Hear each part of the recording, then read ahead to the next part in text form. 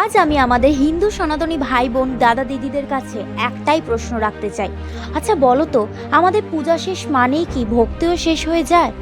আমরা মাটির মূর্তি পূজা করি আশীর্বাদের আশায়, কিন্তু যতটা আমরা আশীর্বাদ পাই তার থেকে বেশি গুণ অভিশাপে পরিপূর্ণ হয়ে যায় আমাদেরই অজান্তে।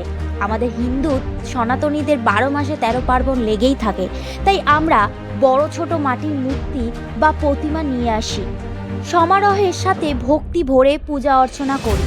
কিন্তু ঠিক বিসর্জনের সময় এত ভক্তি আরাধনা কোথায় যায় আমাদের? কেমন যেন একটা মানসিকতা আমাদের মধ্যে দেখা যায়, কাজের সময় কাজই, কাজ করলেই বাজি। আচ্ছা, শুধু ধুমধাম করে পুজো করলেই কি সম্পূর্ণ হয় ভক্তি?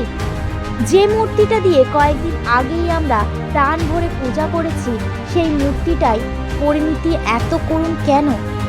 পূজার শেষ মানেই কি মূর্তিও আর কোনো মর্যাদা থাকে না? নাকি ভোগবাদী উৎসব শেষ হওয়ায় ভক্তিও শেষ হয়ে যায়? শাস্ত্র মত অনুযায়ী যে মূর্তিকে দেবজ্ঞানে পুজো করা হয় তার অপমান মানে ধর্মের অপমান। অশ্রদ্ধা করে মূর্তি ছুঁড়ে ফেলা, মূর্তি ভাঙার নর্দমার দ্বারে ফেলে দেওয়াটা কি পূর্ণ, নাকি গুরুতর পাপ করছি আমাদেরই অজান্তে? এক অদ্ভুত দ্বিধাচারিতায় আমাদের মধ্যে কাজ করছে।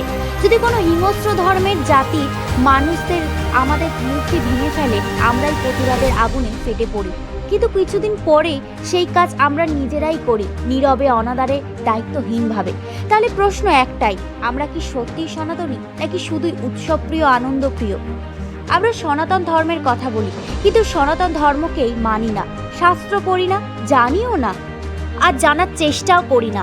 কোন মূর্তি পুজো করা উচিত, কিভাবে বিসর্জন দেওয়া উচিত, পূজার সামগ্রী কোথায় কিভাবে বিসর্জন করতে হয় জানার চেষ্টাও করি না। ট্রেন্ড ফলো করতে করতে, একে অপরকে টেক্কা দিতে দিতে আমরা ভুলে যাচ্ছি আমাদের ধর্মীয় কর্তব্য, শাস্ত্রীয় বিধান ও নৈতিক দায়িত্ব। সত্যিই যদি আমাদের মধ্যে ভক্তি থাকে, তাহলে তা পূজার শেষে শেষ হতে পারে? ভক্তি আসল পরিচয় হলো বিসর্জনের সময়। আমি একজন সনাতনী হয়ে হাত জোর করে বলছি, পূজার শেষে আমাদের মূর্তি বা পূজার সামগ্রী যথাযথ স্থানে যথাযথ মর্যাদায় বিসর্জন করুন।